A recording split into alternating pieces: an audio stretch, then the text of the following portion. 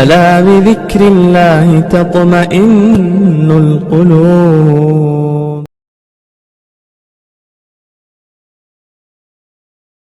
الحمد لله نحمده ونستعينه ونستغفره ونؤمن به ونتوكل عليه ونعوذ بالله من شرور أنفسنا ومن سيئات أعمالنا من يهده الله فلا مضل له ومن يضلله فلا هادي له ونشهد أن لا إله إلا الله وحده لا شريك له ونشهد أن سيدنا وسندنا وشفيعنا وحبيبنا ومولانا محمدا عبده ورسوله. أما بعد فأعوذ بالله السميع العليم من الشيطان الرجيم. بسم الله الرحمن الرحيم. إنا نحن نزلنا الذكر وإنا له لحافظون. وقال تعالى إن الله يأمركم أن تؤدوا الأمانات إلى أهلها. وقال تعالى والذين هم لأماناتهم وعهدهم راعون. صدق الله مولانا العظيم وصدق رسوله النبي الكريم وعلى آله وأصحابه وأزواجه وذرياته وأهل بيته أجمعين والحمد لله رب العالمين. محترم حضرات، گزشتہ 2 جمعوں سے والد اور والدہ کے تعلق سے چند باتیں عرض کی گئی تھی کہ اولاد کے حقوق کیا ہیں، اولاد کو والدین کا حق کیسے ادا کرنا ہے اور کیسے ان کی خدمت کرنی ہے. جہاں اسلام نے اولاد کو والدین کے حقوق کے تعلق سے فرمایا، وہی والدین کو بھی حکم ہوا کہ وہ اولاد کے حقوق کو ادا کرے. صرف ایک طرف سے نہیں بلکہ دونوں طرف سے حکم ہوا ہے. جس طرح سے والدہ کی اور والد کی خدمت کا حکم دیا گیا، اسی طرح سے والد اور والدہ کو بھی حکم ہے کہ وہ اولاد کا حق ادا کرے. حضرت سیدنا عمر فاروق رضی اللہ تعالیٰ عنہ کے زمانے میں ایک شخص حضرت سیدنا عمر فاروق کی خدمت میں حاضر ہوا اور عرض کیا کہ امیر المومنین، میرا لڑکا جو ہے وہ میری نافرمانی کرتا ہے اور وہ میری خدمت نہیں کرتا، تو آپ اس کو بلا کر سزا دیں اور اس کو تنبیہ کریں کہ وہ میری خدمت کرے. سیدنا عمر فاروق رضی اللہ تعالیٰ عنہ نے اس کو بلوایا. وہ جب آیا تو عمر فاروق رضی اللہ تعالیٰ عنہ غضبناک ہو گئے، غصے میں آ گئے کہ تم نے اپنے والد کی بات تم کیوں نہیں مانتے، ان کی خدمت کیوں نہیں کرتے. تو اس نے کہا کہ امیر المومنین، میں آپ سے کچھ معلوم کرنا چاہتا ہوں. آپ یہ بتائیے کہ جب اولاد کا حق ہے، والدین کے تعلق سے یہ فرمایا گیا ہے کہ اولاد والدین کی خدمت کرے، حقوق ادا کرے، تو کیا والدین کے بھی کچھ حقوق؟ نے کہا کہ ہاں، والدین کے بھی حقوق ہیں. فرمایا کہ کیا حق ہے والد کے؟ تو حضرت عمر فاروق رضی اللہ تعالیٰ نے فرمایا کہ والد کا حق یہ ہے سب سے پہلا کہ وہ خود اچھی تربیت حاصل کرے، علم حاصل کرے، اور اس کے بعد اچھی جگہ اپنا نکاح کرے نیک لوگوں میں. اور پھر جب اولاد ہو جائے تو اس کو اولاد کو سب سے پہلا حق یہ ہے کہ اس کا اچھا نام رکھے، اور اچھا نام رکھنے کے بعد پھر اس کو تعلیم دلائے، اچھی تربیت کرے، اور جب وہ بالغ ہو جائے تو پھر اس کا نکاح کر دے. یہاں تک اس کا حق ہے. تو اس لڑکے نے کہا کہ امیر المومنین، آپ بات سنیے، میرے والد نے جو نکاح کیا ہے وہ ایک لونڈی سے کیا، غلام سے کیا تھا. تو وہ پڑھی لکھی نہیں تھی، نہ اس کو دینی تعلیم تھی، نہ دینی سمجھ تھی. اور جب میں پیدا ہو گیا تو میرا نام بہت گندا رکھا. میرا نام جو رکھا، چغل رکھا، اس نام کا معنی یہ تھا کہ گندی چیز کا کیڑا، گوبر کا کیڑا. اور اس کے بعد میری والدہ خود پڑھی ہوئی نہیں تھی، تو انہوں نے میری تربیت کا کوئی نظم نہیں کیا، مجھے تعلیم نہیں دی، اور ایسے ہی گرتا پڑتا میں بڑا ہو گیا. تو عمر فاروق رضی اللہ تعالیٰ عنہ غصے میں آ گئے اور اس کے والد سے کہا کہ تمہیں کوئی حق نہیں ہے کہ تم اپنی اولاد سے خدمت کے طلبگار ہو. تم یہ چاہو کہ تمہاری اولاد تمہاری خدمت کرے، اس کو اب کوئی ضرورت نہیں، جاؤ چلے جاؤ. بتانے کا مقصد یہ ہے کہ اولاد کا والدین پر سب سے پہلا حق یہ ہے کہ اس کا اچھا نام رکھے، اور اچھا نام رکھنے کے بعد اسے دینی تعلیم دلائے. اور دینی تعلیم کہاں سے شروع ہوتی ہے؟ جس کو میں نے قرآن کریم کی آیت میں نے آج آپ کے سامنے پڑھی ہے. دینی تعلیم مسجدوں کے اور مدرسوں کے مکتب سے شروع ہوتی ہے، جس کو قرآن کریم نے، اللہ تعالیٰ نے قرآن کریم میں اس طرح سے بیان فرمایا، اِنَّا نَحْنُ نَزَّلْنَا الذِّكْرَ وَإِنَّا لَهُ لَحَافِظُونَ، کہ ہم نے قرآن کو نازل کیا اور ابھی اس کی حفاظت کرنے والے ہیں. تو قرآن کریم کی حفاظت اللہ تبارک و تعالیٰ مکتب کے ذریعے فرماتے ہیں، مدرسے کے ذریعے فرماتے ہیں، اور دینی تعلیم کے ذریعے فرماتے ہیں. قرآن کریم کے تعلق سے آتا ہے کہ قرآن کریم کی تعلیم، دینی تعلیم، اتنی تعلیم جتنا نماز میں کم سے کم یاد رہے قرآن کریم پڑھنا یہ فرض عین ہے، ضروری ہے۔ 2-4 سورتیں، سورہ فاتحہ یہ یاد کرنا بچے کے لیے فرض ہے، ہر مسلمان کے لیے۔ اور اس کے بعد قرآن کریم ایسا پڑھنا جو تجوید کے ساتھ پڑھا جائے یہ بھی ضروری ہے، اس کے بغیر اگر پڑھتے ہیں تو گنہگار ہو۔ اور حدیث نبوی صلی اللہ علیہ وسلم میں ہے، حضور نے فرمایا خیرکم من تعلم القرآن وعلمہ، کہ تم میں سب سے بہتر وہ لوگ ہیں جو قرآن پاک کو سیکھیں اور سکھلائیں۔ قرآن پاک کو سیکھنا اور سکھلانا سب سے زیادہ، سب سے بہتر لوگ بتایا گیا ہے۔ بخاری شریف میں ہے، حضرت ابو عبد الرحمن عبداللہ بن حبیب فرماتے ہیں کہ حضور نے فرمایا کہ سب سے بہتر لوگ وہ ہیں جو قرآن کریم کو سیکھیں اور سکھائیں۔ اور قرآن کریم کی ذمہ داری اللہ تعالیٰ نے اپنے ذمہ لے رکھی ہے۔ جب اللہ تبارک و تعالیٰ نے ذمہ داری اپنے ذمہ لی ہے تو میں اور آپ حفاظت کرنے والے کون ہیں؟ میرے اور آپ کے ذریعے اللہ تعالیٰ حفاظت نہیں کروائیں گے۔ اللہ تعالیٰ جس سے چاہے حفاظت کروا سکتے ہیں، لیکن یہ میری اور آپ کی خوش قسمتی ہے کہ اللہ تعالیٰ نے ہمیں اس کام میں لگا دیا ہے، پڑھنے میں۔ ہمارے گھر کے بچوں کو پڑھنے میں لگایا، پڑھانے میں لگایا، تو یہ ہماری خوش بختی ہے۔ آج ہم یہ سمجھیں کہ ہم کسی مسجد کے ملا کو، مسجد کے مؤذن کو یا امام کو جو ہم تنخواہ دیتے ہیں، یہ ہماری غلط فہمی ہے کہ ہم اس کو نماز پڑھانے کی تنخواہ دیتے ہیں۔ بات ضمناً آ گئی ہے کہ نماز پڑھانے کی تنخواہ تو ہم دے ہی نہیں سکتے، قرآن پڑھانے کی تنخواہ تو ہم ادا کر ہی نہیں سکتے۔ حضرت مولانا اشرف علی تھانوی رحمۃ اللہ علیہ فرماتے ہیں کہ اگر کوئی پڑھوانے والا یہ سوچے کہ میرے یہاں جو ٹیوشن پڑھانے آ رہے ہیں یا ہمارے محلے کے مدرسے میں جو استاد پڑھاتے ہیں، ہم ان کو تو 10، 12 یا 15 ہزار روپے تنخواہ دے رہے ہیں، یہ ان کو قرآن پڑھانے کی تنخواہ ہے، تو یہ ان کی غلط فہمی ہے۔ اس لیے کہ اگر قرآن کریم کے لیے ہم ساری دولت بھی خرچ کر دیں تو ان کی تنخواہ نہیں ہو سکتی۔ حضرت امام ابو حنیفہ کے تعلق سے آتا ہے کہ ان کے بچے نے سورہ فاتحہ کو ختم کیا تو 1 لاکھ دینار آپ نے اپنے اس استاد کو دی۔ خیر، حضرت تھانوی فرماتے ہیں کہ یہ استاد کی پڑھانے کی تنخواہ نہیں ہے، بلکہ استاد کے وقت کی تنخواہ ہے، پابندی کی تنخواہ ہے۔ ہم جو اس کے وقت کو استعمال کر رہے ہیں اس کو تنخواہ دے رہے ہیں۔ مسجد میں امام کی تنخواہ نہیں ہے، بلکہ وقت پر مسجد میں آنے کی تنخواہ ہے۔ ایک بات اور، ہمارے یہاں کیا ہوتا ہے اس وقت کہ اگر مسجد میں امام 2 منٹ 1 منٹ دیر ہو جائے تو سب لوگ پیچھے مڑ کر ہم دیکھنے لگتے ہیں، میں بھی شامل ہوں اس میں، آپ بھی شامل، جبکہ ہمارے لیے ضروری ہے کہ خدا نہ خواستہ اگر اس کو تاخیر ہو گئی ہے تو ہم اس کا انتظار کریں۔ دارالعلوم دیوبند جہاں ہزاروں علماء کرام پڑھتے ہیں، پڑھاتے ہیں، کئی مرتبہ میرے طالب علم کے زمانے میں ایسا ہوا کہ مغرب کی نماز میں اگر امام نہیں پہنچے تو 4 منٹ انتظار کیا گیا، اس لیے کہ اس کی اجازت کے بغیر دوسرا مصلی پر نہیں جا سکتا۔ تو اس کی تنخواہ نہ ہم دے سکتے نہ ہم دے رہے ہیں، تنخواہ تو صرف وقت کی ہے۔ خیر، بات دوسری تھی جو مجھے عرض کرنی تھی، یہ دوسری بات آ گئی۔ عرض یہ کرنا ہے کہ مکتب جو ہے اللہ تبارک و تعالیٰ نے اس نظام کو ایک ایسا نظام بنایا ہے، یہ نظام کسی انسان کا بنایا ہوا نظام نہیں ہے۔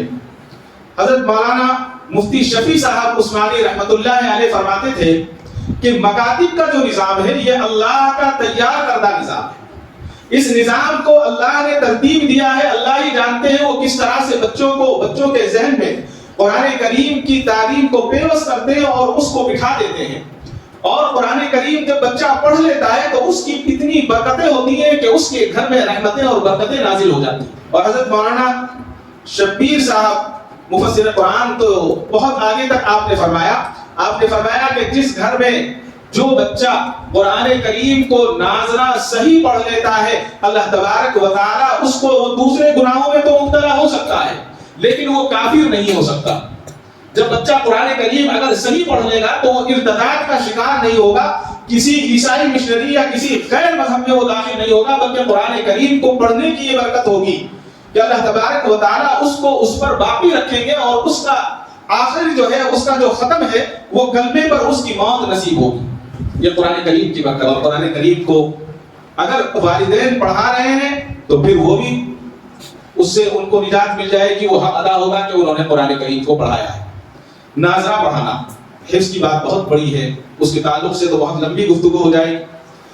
عرض یہ کرنا ہے کہ اس وقت جو دنیا کے اندر مکاتب کا نظام چل رہا ہے یہ اللہ کی بہت بڑی دین ہے، اس لیے کہ جہاں جہاں قرآن کریم پر پابندی ہے، جس طرح سے چائنا کے اندر آج ہم بار بار پڑھتے ہیں، سچائی کا ہمیں علم نہیں ہے سچائی کیا ہے، لیکن وہاں یہ سنا گیا ہے کہ قرآن کریم کی تعلیم نہیں دلا سکتے، وہاں آپ اپنے بچے کو قرآن نہیں پڑھا سکتے. اور بھی کئی ملک ہیں ایسے جہاں پر قرآن کریم کی پابندی ہے، لیکن اللہ کا بہت بڑا احسان اور اس کا فضل یہ ہے کہ ہمارے یہاں ایسی کوئی پابندی نہیں ہے. ہم اپنے بچے کو قرآن پڑھا سکتے ہیں، ہم اپنے بچے کو حدیث پڑھا سکتے ہیں، ہم اپنے بچے کو دوسری چیزیں پڑھا سکتے ہیں، دینی چیزیں. تو اس کو غنیمت جانے، اور کل خدا نہ خواستہ ایسا نہ ہو جائے کہ کوئی ایسی اڑچنیں بنے اور ہمارے بچے دینی تعلیم سے محروم ہو جائیں. اس سے پہلے یہ ہے کہ ہم اس کو مضبوطی کے ساتھ پکڑیں. ایک چیز اور ہے، مکتب کی تعلیم کے ساتھ ساتھ آج کل ایک وبا پھیل گئی ہے. جو میں نصاب پڑھاتا ہوں، جو میرے یہاں ایک کورس ہے، میں اس کو افضل اور اچھا بتاتا ہوں. کسی اور مدرسے کے اندر کوئی اور نصاب ہے تو وہ اس کو اچھا بتاتا ہے، کسی تیسری جگہ کوئی اور نصاب ہے تو وہ اس کو اچھا بتاتا ہے. اس کو اچھا اور برے بتانے کی کسی کو کوئی ضرورت نہیں ہے. کوئی دینیات پڑھاتا ہے، پڑھائے، اس کی خوشی ہے. کوئی نورانی قاعدہ پڑھائے، وہ نورانی قاعدے کی خوشی ہے. قرآنی تو پڑھنا ہے، کچھ بھی پڑھائیں لیکن پڑھائیں، کسی کی مخالفت نہ کریں. اگر ہم کسی کی مخالفت کر رہے ہیں تو گویا قرآن کریم کی مخالفت کر رہے ہیں. ہم یہ کہہ رہے ہیں کہ وہ قرآن غلط پڑھاتا ہے، ایسا نہیں ہے. آپ کا نصاب ہے، آپ کو پسند ہے، آپ پڑھائیے. کسی کو گلی سے جانا پسند ہے تو گلی سے جا سکتا ہے، کسی کو ہائی وے سے جانا پسند ہے تو ہائی وے سے جا سکتا ہے، اور کسی کو ٹرین سے جانا پسند ہے تو وہ ٹرین سے جا سکتا ہے. پہنچنا ایک ہی مقام پر. مقصد ہمارا اور آپ کا صرف یہ ہے کہ ہم قرآن کریم کو حاصل کریں. حضرت شیخ زکریا رحمۃ اللہ علیہ فرماتے ہیں کہ اگر کسی کو یہ پتہ چل جائے کہ نورانی قاعدہ پڑھانے کا کیا ثواب ہے تو وہ زندگی بھر نورانی قاعدہ پڑھاتا رہے گا، آگے پڑھانے کی کبھی کوشش نہیں کرے گا. اور حضرت فرماتے ہیں کہ میرا دل یہ چاہتا ہے کہ میں سارے کام چھوڑ دوں اور صرف نورانی قاعدہ بچوں کو پڑھاتا رہوں، اس لیے کہ وہ بنیاد ہے. اور اگر بنیاد مضبوط ہو جائے گی تو پھر بلڈنگ بنانا بہت آسان ہے، اور بلڈنگ جتنی بڑی چاہے بنا سکتے ہیں. اور اگر بنیاد نہیں ہے تو ہم بلڈنگ کتنی بھی اچھی بنائیں تو وہ بلڈنگ ہماری کسی کام کی نہیں ہے.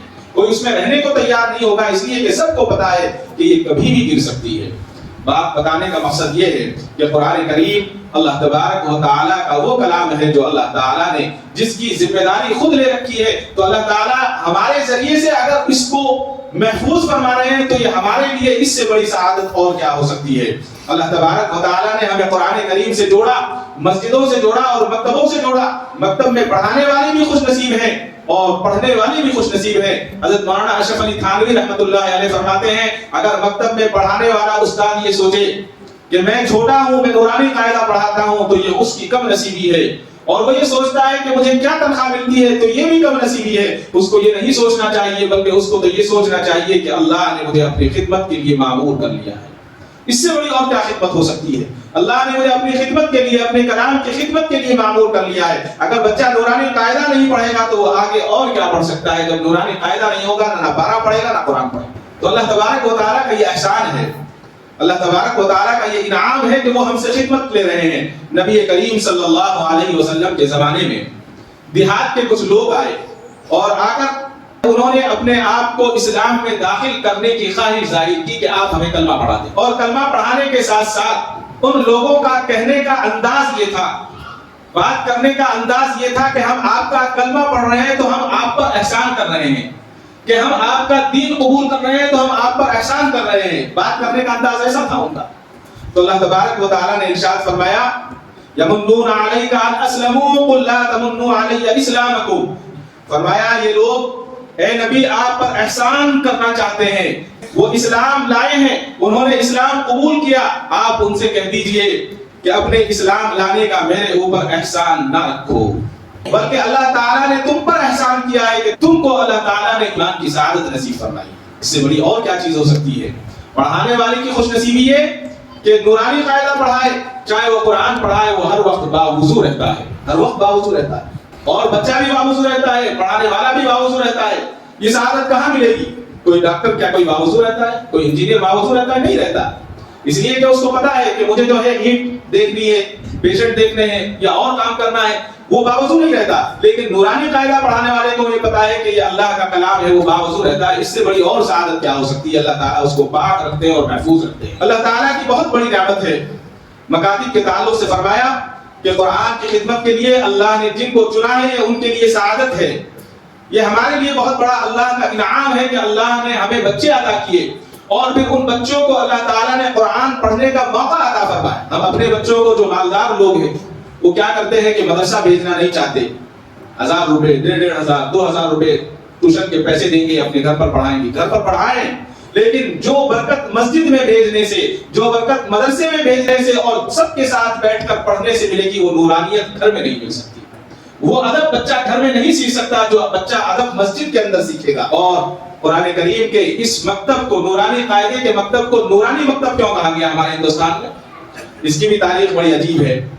میں پڑھ رہا تھا اس نظام کو نورانی مکتب کا نظام دیا گیا ہے۔ ہم جب کہتے ہیں کہ نورانی مکتب ہے تو اس کو بتایا گیا کہ حضرت حاجی امداد اللہ مہاجر مکی رحمۃ اللہ علیہ کے جو شیخ تھے، حضرت میاں جی نور محمد صاحب جھنجانوی رحمۃ اللہ علیہ، جو یو پی مظفر نگر میں جھنجانا ایک جگہ ہے، وہاں حضرت کا مزار ہے۔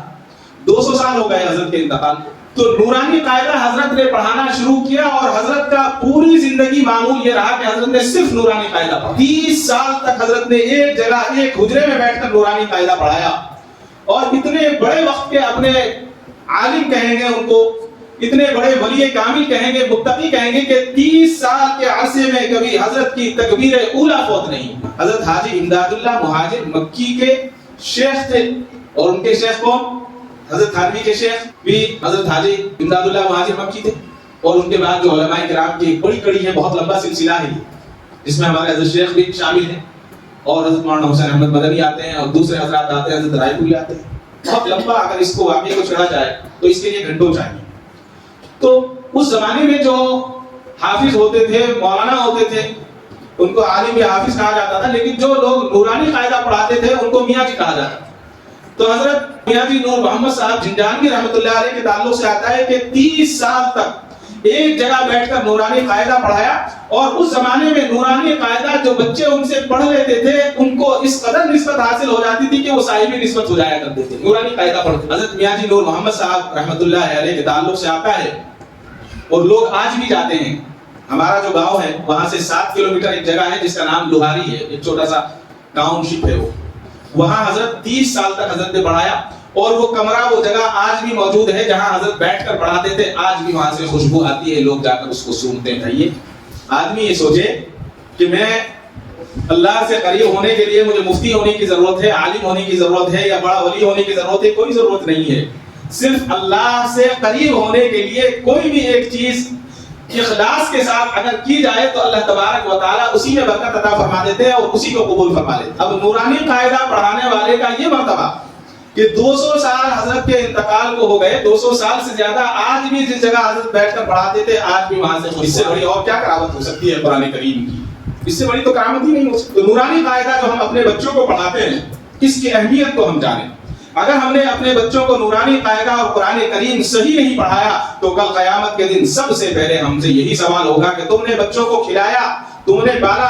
کھلانا اور پالنا کوئی بڑی کامیابی کی علامت نہیں ہے، اس لیے کہ یہ کام تو جانور بھی کرتا ہے۔ ابھی میں پڑھ رہا تھا کہ ایک پرندہ کوئی امریکہ میں ہے، چھوٹا سا پرندہ ہے، وہ پرندہ 1 سال میں اپنی جگہ سے دوسری جگہ بدلتا ہے 6 مہینے کے بعد، اور 4000 کلومیٹر لگاتار اڑتا ہے۔ اگر اس طرح جس طرح وہ پرندہ اڑتا ہے اس طرح آدمی جہاز سے جائے تو 17 گھنٹے کی فلائٹ چاہیے، اور 4000 کلومیٹر اڑنے کے بعد کہیں راستے میں رکتا نہیں ہے، پانی نہیں پیتا، سوتا نہیں۔ اور اس پرندے کو اپنی مسافت پورا کرنے کے لیے 80 گرام چربی کی ضرورت ہے اس کے جسم میں۔ اب بتائیے، میرے اور آپ سے زیادہ تو سمجھدار وہ پرندہ ہے، وہ 80 گرام چربی لے کر اڑتا ہے اپنی غول کے ساتھ، اور اپنے مقام پر پہنچنے تک اس کے جسم میں 8 گرام چربی باقی ہے۔ تو یہ عقل اس کو کس نے عطا فرمائی؟ یہ عقل دینے والی ذات اللہ کی ہے۔ میری اور آپ کی عقل کیا کام کرے گی؟ میری آپ کی عقل کام نہیں کرے گی۔ 4000-8000 کلومیٹر دور بیٹھ کر اس پرندے کو یہ پتا چل جاتا ہے کہ فلاں موسم ہمارے لیے اچھا ہے، فلاں ملک کا، فلاں ملک کی غذا ہمارے لیے اچھی ہے، فلاں ملک کی آب و ہوا ہمارے لیے اچھی ہے، وہ وہاں سے وہاں پہنچ جاتا ہے۔ ہم اپنی پیٹھ کو بھی نہیں دیکھ سکتے، ہم اپنی کمر کو بھی نہیں کھجا سکتے۔ تو اللہ کا احسان ہے کہ اس نے ہمیں اشرف المخلوق بنایا ہے، اللہ نے اپنے نبی کی امتی بنایا ہے۔ اس سے بڑی سعادت اور کیا ہو سکتی ہے؟ انسان جب اللہ سے لو لگا لیتا ہے اور اللہ کے قریب ہو جاتا ہے تو اللہ تبارک و تعالیٰ اس کو اپنا محبوب بنا لیتے ہیں، اور جب اللہ اپنا محبوب بنا لیتے ہیں تو وہ اللہ سے ڈرنے لگتا ہے اور ہر وہ کام کرتا ہے جو اللہ کو پسند ہو۔ حضرت میاں جی نور محمد صاحب رحمۃ اللہ علیہ کے تعلق سے آتا ہے کہ ایک مجلس میں بیٹھے ہوئے تھے تو کسی نے کہا کہ حضرت نعت سن لیجئے۔ تو ایک صاحب کھڑے ہوئے، انہوں نے کہا کہ اچھا میں نعت پڑھتا ہوں۔ نعت پڑھنے لگے، ایک مصرع پڑھا، حضرت نے کہا کہ خاموش ہو جاؤ، مت پڑھو۔ کہا کہ حضرت یہ تو نعت پڑھ رہے ہیں۔ کہا کہ نہیں، نعت تو پڑھ رہے ہیں میں اصل میں کہیں جاتا ہوں لوگ مجھے زبردستی نماز کے لیے کھڑا کر لیتے ہیں، امام بنا لیتے ہیں. تو یہ جب نعت پڑھ رہے تھے تو ان کا انداز پڑھنے کا ایسا تھا جیسے قوالی کا انداز ہوتا ہے. تو کہیں میرا شمار بھی قوالی سننے میں نہ آ جائے، لہٰذا میں ڈرتا ہوں. لوگ مجھے نماز پڑھنے کے لیے کھڑا کر دیتے ہیں، لہٰذا آپ رہنے دیں، میں سننا نہیں چاہتا. یہ تقویٰ تھا حضرت کا، اتنا بڑے تقوی والے.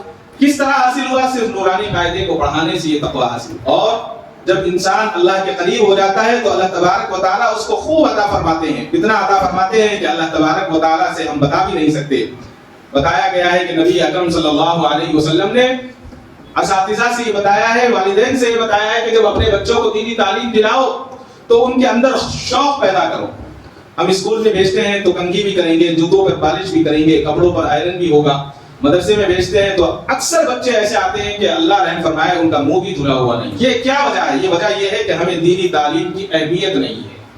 اور حضور نے فرمایا کہ دینی تعلیم کی اہمیت کے لیے اپنے بچوں کے اندر شوق پیدا کرو. کیسے شوق پیدا کرو؟ حضور نے شوق پیدا کر کر دکھایا. ایک مرتبہ حضور اکرم صلی اللہ علیہ وسلم نے اپنے صحابہ سے پوچھا کہ بتاؤ اللہ تعالیٰ کی کتاب قرآن کریم جو تمہیں یاد ہے، اس میں سب سے عظمت والی آیات کون سی ہیں؟ تو لوگوں نے کہا، صحابہ جو بیٹھے ہوئے تھے، اللہ اور اس کے رسول بہتر جانتے ہیں کہ سب سے عظمت والی آیات کون سی. تو اس کے بعد حضرت ابی بن کعب رضی اللہ تعالیٰ نے عرض کیا کہ یا رسول اللہ صلی اللہ علیہ وسلم، میں سمجھتا ہوں کہ سب سے عظمت والی آیات شاید آیت الکرسی ہے. تو حضور اکرم صلی اللہ علیہ وسلم نے محبت سے اپنے ہاتھ سے حضرت ابی بن کعب کے سینے پر مارا اور سینے پر مار کر ان کو مبارکباد دی کہ مبارک ہو، تمہیں معلوم ہے کہ سب سے عظمت والی آیات قرآن کریم میں سورۃ آیت الکرسی ہے.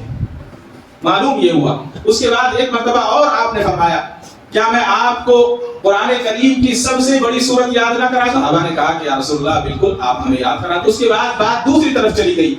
دوسری طرف بات جانے کے بعد جب آپ صلی اللہ علیہ وسلم تشریف لے جانے لگے تو ایک صحابی نے عرض کیا کہ یا رسول اللہ آپ نے کچھ فرمایا تھا. کیا حضور نے فرمایا کہ کیا کہا تھا؟ کہا کہ آپ نے فرمایا تھا کہ قرآن کریم کی سب سے بڑی سورت میں کیا تمہیں یاد نہ کرا دوں؟ حضور نے فرمایا کہ ہاں بالکل کہا تھا اور آپ نے اچھا کیا. تو آپ نے فرمایا کیا تمہیں سورہ فاتحہ یاد نہیں ہے؟ کہا کہ ہاں یا رسول اللہ یاد ہے. فرمایا کہ قرآن کی سب سے بڑی سورہ فاتحہ. اور پھر جن کو یاد تھی ان کو شاباشی عطا کی، ان کو شاباشی دی. تو معلوم یہ ہوا کہ سنت ہے بچوں کو اگر آپ قرآن پڑھا رہے ہیں یا پڑھوا رہے ہیں تو ان کو شاباشی دینا اور ان کی حوصلہ افزائی کرنا، ان کو انعام دینا، یہ اللہ کے نبی کی سنت ہے. اور جب اللہ کے نبی کی ایک سنت ادا کریں گے تو اس زمانے میں علماء فرماتے ہیں کہ 100 سنتوں کو ادا کرنے کا اللہ تعالیٰ ثواب عطا کرتا ہے. یہ کوئی عام چیز نہیں ہے. ہم یہ سوچ لیتے ہیں کہ آیا بچہ قرآن پڑھ لیا اور بھاگ گیا، یہ کوئی عام چیز نہیں ہے. اس کی اگر ہمیں عظمت کا پتہ چل جائے تو اللہ جانتا ہے اس سے بہتر کچھ نہیں ہو سکتا. حضرت مولانا مفتی محمود الحسن صاحب گنگوہی رحمۃ اللہ علیہ کے تعلق سے آتا ہے، مفتی اعظم دارالعلوم دیوبند حضرت گجرات تشریف لے گئے. وہاں پر آپ کے ایک بہت خاص شاگرد تھے اور آپ کے مرید تھے مفتی صاحب. انہوں نے کہا کہ حضرت میں یہاں مکتب چلا رہا ہوں، میں مدرسہ چلا رہا ہوں، یہاں کے لوگوں نے میرے خلاف بہت زیادہ پراگندگی کی ہے، لوگوں میں بہت ساری باتیں ہیں، پتہ نہیں کیا کیا کہتے ہیں مدرسے کے تعلق سے، مسجد کے تعلق سے، مکتب کے تعلق سے. تو حضرت خاموش سنتے رہے. حضرت نے کہا اور کچھ؟ کہا کہ حضرت ان لوگوں نے میرے خلاف پوسٹر بنائے اور دیواروں پہ لگا دیے. حضرت نے کہا اور کچھ؟ کہ حضرت بچوں کو پڑھنے نہیں دیتے، آنے نہیں دیتے. حضرت نے کہا اور کچھ؟ تو آدھا گھنٹے تک حضرت سنتے رہے. اور سننے کے بعد حضرت نے کہا کیا مولانا تم یہ سوچتے ہو کہ لوگوں کے تھوڑے سے کہنے پر تم ان مدارس کو جنہوں نے ہمارے بزرگوں نے جنہیں قائم کیا، جو اللہ کے نبی کی سنت ہے، کہ ہم ان کو لوگوں کے کہنے پر اجاڑ سکتے ہیں؟ ہم ان کو بند کر سکتے ہیں؟ کہ ہم اپنی زندگی کو برباد کر سکتے ہیں؟ حضرت کے جو خادم تھے وہ بزرگ عالم دین، انہوں نے کہا کہ دل سے ساری برائیاں ختم ہو گئی اور پھر میں مدرسے کی خدمت میں لگ گیا. تو مکتب کوئی چھوٹی چیز نہیں ہے. قرآن کریم کی تعلیم کو چھوٹی تعلیم نہیں ہے. حدیث کا مفہوم ہے روز محشر کے اندر جب میدان حشر برپا ہوگا تو ایک شخص پریشانی کے عالم میں کھڑا ہوگا اور اتنا پریشان ہوگا، وہ اتنا پریشان ہوگا، اس کو یہ یقین ہو چکا ہوگا کہ تیرا ٹھکانہ جہنم کے علاوہ کوئی دوسری جگہ نہیں ہے. اس کو یہ یقین ہو جائے اور اس پریشانی کے عالم میں وہ کھڑا ہوا ہوگا تو ایک خوبصورت شخص آئے گا اور کہے گا کہ تم مجھے پریشان لگ رہے ہو، کیا بات ہے؟ وہ کہے گا کہ جا بھائی اپنا کام دیکھ، ہر آدمی پریشان ہے، میں اپنی پریشانی میں ہوں، تم میرا کیا ساتھ دے سکتے ہو؟ تو وہ کہے گا کہ میں وہ شخص ہوں کہ جو تیری قبر میں بھی تیرا ساتھ دیا ہے اور آج حشر کے دن بھی تیرا ساتھ دوں گا اور دنیا میں بھی تیرا ساتھ دیا تھا. یہ پہچانے گا نہیں اس کو. کہے گا کہ آپ کون ہیں؟ کہا کہ میں بعد میں بتاؤں گا، یہ بتاؤ کہ تمہارے بھائی کہاں ہیں؟ کہا کہ بھائی تو چھوڑ کر بھاگ گئے، کہ بہن کہاں ہے کہ بہن بھی بھاگ گئی، بیوی کہاں ہے کہ وہ بھی چلی گئی، کہ ماں باپ کہاں ہے کہ مجھے پتا نہیں ہے، ماں باپ کو میں کہاں دیکھوں گا، ماں باپ کا بھی مجھے پتا نہیں ہے کہاں چلے گئے۔ تو وہ کہے گا کہ بعد میں بات کرتے ہیں، کہ چلو تمہارے ماں باپ کو تلاش کرتے ہیں، تمہارے ماں باپ سے پہلے بات کرتے ہیں۔ تو دونوں تلاش کے لیے نکلتے ہیں، تو آگے جا کر دیکھتے ہیں کہ ماں اور باپ کو فرشتے منہ کے بل کھینچتے ہوئے جہنم کی طرف لے جاتے ہیں۔ تو یہ شخص ان کو آواز دیتا ہے اور کہتا ہے کہ رک جاؤ، وہ رک جاتے ہیں۔ فرشتے کہتے ہیں کہ تم کون ہو، کیا بات ہے؟ کہا کہ تم جانتے نہیں ہو میں قرآن کریم ہوں، میں قرآن کریم ہوں، انہوں نے اپنے بچے کو قرآن پڑھایا تھا، لہذا میں دنیا میں بھی ان کے کام آیا، اور آج ان کا جہنم کا فیصلہ ہو چکا ہے، ان کا کوئی رشتہ دار، ان کا کوئی بھائی بہن اور بیٹا اور بیٹی کام نہیں آیا، میں ان کے کام آؤں گا، لہذا ان کی مغفرت کی میں سفارش اللہ سے کرتا ہوں، ان کو چھوڑ دیا جائے۔ تو قرآن کریم وہ کتاب ہے، وہ کلام ہے کہ جو دنیا کے اندر بھی کام آنے والا ہے، اس لیے کہ جب قرآن کریم انسان پڑھ لیتا ہے تو اللہ تعالیٰ اس کے لیے رزق کے دروازے کھول دیتا ہے۔ ہم یہ سوچتے ہیں کہ رزق کے دروازے بہت آسانی سے کھل جاتے ہیں، آسانی سے نہیں کھلتے، رزق تو سب کو مل رہا ہے، ہر ایک شخص کو اللہ تعالیٰ دیں گے، وہ کس طرح سے دیں گے وہ اللہ ہی جانتے ہیں۔ اور ہم یہ سوچتے ہیں کہ گیہوں سے، چاول سے، آٹے سے، باجرہ سے یہی رزق ہے، ایسا نہیں ہے، ہماری غلط فہمی ہے۔ بہت ساری شکلیں ایسی ہیں کہ جو رزق کی شکل میں ہے لیکن ہمیں پتا نہیں ہے۔ دنیا کے اندر کتنے جانور ایسے ہیں جہاں نہ کھیتی ہوتی، جہاں نہ پھل پیدا ہوتے، جہاں نہ پانی ہے، اور وہ جانور زندہ ہیں، وہ کیسے زندہ ہیں؟ یہ اللہ تعالیٰ ہی کا تو نظام ہے، اللہ تعالیٰ ان کو رزق پہنچاتے ہیں۔ پتھر کے اندر ایک کیڑا ہوتا ہے اور کیڑے کے منہ میں ہرا پتا ہوتا ہے، وہ کہاں سے آتا ہے؟ وہ اللہ ہی رزق پہنچانے والے ہیں۔ وقت ہو چکا ہے، بہت قیمتی بات تھی، میں انشاءاللہ یاد رہا تو آئندہ جو میں وہ آپ سے عرض کروں گا کہ ایک صاحب کا ایک واقعہ مجھے ابھی پتا چلا، تقریباً 40-45 سال پہلے ایک سانپ کے ذریعے اللہ نے اس شخص کو رزق عطا فرمایا۔ تو رزق دینے والا اللہ ہے، دولت دینے والا اللہ ہے، لیکن اللہ تعالیٰ اسی کو دولت عطا فرماتے ہیں جس کے برداشت کی صفت اس کے اندر ہوتی ہے، وہ اس کو برداشت کر لیتا ہے۔ میں یہ دعا کروں کہ اللہ مجھے بھی فلاں اتنا بڑا بنا دے، اگر میرے اندر وہ طاقت ہے تو اللہ بنائے گا، ورنہ نہیں بنائے گا۔ یہ اس میں اللہ تعالیٰ کی حکمتیں چھپی ہوئی ہیں۔ عرض کرنے کا مقصد یہ ہے کہ قرآن کریم کل قیامت کے دن سفارشی بن کر آئے گا، اور جہنم کا فیصلہ ہونے کے باوجود اللہ تعالیٰ سے ان کے حق میں سفارش کر اس کو جنت دلوائے۔ حضرت میاں جی نور محمد صاحب کے تعلق سے میں بتا رہا تھا کہ ہم یہ سوچتے ہیں کہ نورانی قاعدہ پڑھنا یا نورانی قاعدہ پڑھانا کون سا کمال ہے، کون سا بڑا کام ہے۔ حضرت میاں جی نور محمد کے تعلق سے آتا ہے کہ ایک سادھو حضرت کے پاس آیا، اور آنے کے بعد حضرت سے کہا کہ میں آپ کے پاس 2-4 دن قیام کرنا چاہتا ہوں، رہنا چاہتا ہوں۔ زمانہ 200 سال پرانا زمانہ تھا۔ انہوں نے کہا کہ ٹھیک ہے، سیدھے سادہ لوگ تھے۔ حضرت نے اپنے پاس رکھ لیا اس کو، 3 یا 4 دن وہ حضرت کی خدمت میں رہا، حضرت کے پاس کھاتا جو کھلا دیتے وہ رہ جاتا۔ 3 دن کے بعد جب وہ جانے لگا تو اس نے حضرت سے کہا کہ میاں جی تم مجھے بڑے پریشان لگتے ہو، تمہارے پاس کچھ ہے نہیں، میری جھولی میں کچھ ایک بہت قیمتی چیز ہے، وہ تم لے لو، تمہاری زندگی آسانی سے اس کا گزارا ہو جائے گا، تم اپنا لوگوں کو دیتے رہنا، تمہیں فائدہ ہو جائے گا۔ حضرت جی میاں جی نور محمد صاحب نے کہا کہ بھائی مجھے اللہ نے سب دیا ہے، مجھے ضرورت نہیں ہے۔ کہا کہ نہیں میاں جی تم لے لو، تم بہت پریشان لگتے ہو۔ حضرت نے پھر منع کیا۔ جب تیسری مرتبہ اس نے کہا تو حضرت جلال آ گیا حضرت کو۔ حضرت مٹی پر بیٹھ کر، زمین پر بیٹھ کر بچوں کو نورانی قاعدہ پڑھا رہے تھے۔ تاریخ میں لکھا ہے کہ حضرت نے مٹی کا ڈھیلا اٹھایا، اور سامنے جو دیوار تھی حضرت کے، وہ بھی مٹی کی دیوار تھی۔ حضرت نے بسم اللہ پڑھ کر مٹی کا ڈھیلا مارا، اور پجاری سے اس سادھو سے کہا کہ دیکھ اس دیوار کو۔ سادھو نے اس دیوار کو دیکھا کہ ساری کی ساری دیوار سونے کی ہوگی۔ سادھو نے کہا یہ کیا ہے؟ کہا کہ ہمارے یہاں سونا اور چاندی اسی طرح سے رہتا ہے، ہمیں اس کی ضرورت نہیں ہے، اللہ نے جو ہمیں دیا ہے ہم اسی پر راضی، ہم اسی پر راضی۔ اس لیے کہ قرآن کریم کے ذریعے اللہ تبارک و تعالیٰ جس کو روزی عطا فرما رہا ہے وہ تو بہت بڑا خوش نصیب ہے، اور جو اس پر خرچ کر رہا ہے وہ بھی خوش نصیب۔ مدرسے کا واقعہ مجھے یاد آ گیا، 1 منٹ کی بات ہے۔ مسجد کے چیمبر بلاک ہو گئے، بلایا، صفائی کرائی، غالباً 96 یا 94 کی بات۔ اس وقت 500 روپے لے کر گیا، وہ آیا، آدھا گھنٹہ میں 500 روپے لیے چلا گیا۔ 8 دن کے بعد پھر بلاک ہو گیا، پھر بلا کر لائے، کہاں سے ڈھونڈ کر لائے، پھر اس نے کہا کہ 500 روپے لوں گا۔ تو ایک استاد تھے، وہ یہاں آفس میں بیٹھ کر حضرت سے کہنے لگے کہ حضرت ہمارے سے اچھا تو انہیں ہے، ہمارے سے بہتر ہے، ہماری پوری مہینے کی تنخواہ 1500 روپے، اور یہ آیا اور 10 منٹ اور آدھا گھنٹے میں 500 روپے لے کر چلا گیا، ہمارے سے زیادہ کما لیتا ہے۔ تو حضرت نے فرمایا کہ بہت افسوس ہوا سن کر، آپ نے یہ نہیں دیکھا کہ اللہ نے اس کی روٹی اور روزی کہاں رکھی تھی؟ اللہ نے اس کی روزی کو گندگی میں چھپایا ہے، ناپاکی میں چھپا رکھا ہے، وہ کتنی ہے، اور اللہ نے تمہاری روزی روٹی کو قرآن کریم کے ذریعے اللہ تعالیٰ عطا فرما رہے ہیں، تم تو بڑے خوش نصیب ہو۔